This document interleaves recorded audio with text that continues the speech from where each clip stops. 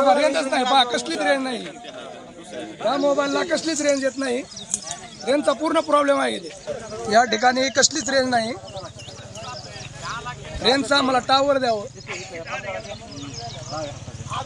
एक झाड देवानवाला येत नाही, कार्यक्रम बंद कराय. हॅलो हॅलो हॅलो हॅलो, अरे कार्यक्रम कॅन्सल झालाय, ते वाहनवाला येत नाही. आवाज आहे मला. हा रस्ता खराब आहे म्हणतो त्यो, आवाज आहे ना तुझा. बर बर बर, दुसरं वाहन बघितलं आलं तर बघू. चालतंय चालतंय. हॅलो हॅलो, अरे गावाला टावर नाही बाबा आमच्या जळत. हा तू करीत होता फोन, पण आम्हाला रेंज नाही ना.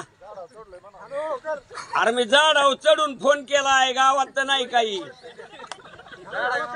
हा झाडावर आहे, झाडावर. नको ताठायला, ठेव फोन आता. चालते चालते, परत फोन करतो तुला. हो हो.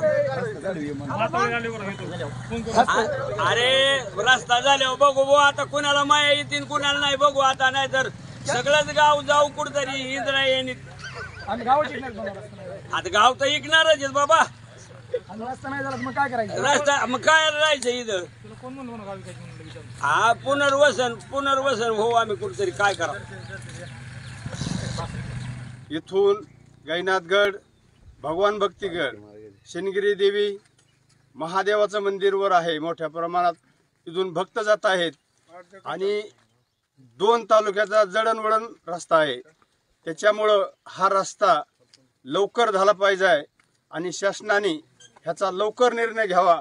नसता आम्ही यानंतर रस्ता रोको करू आणि निवेदन देऊन रस्ता रोको करू.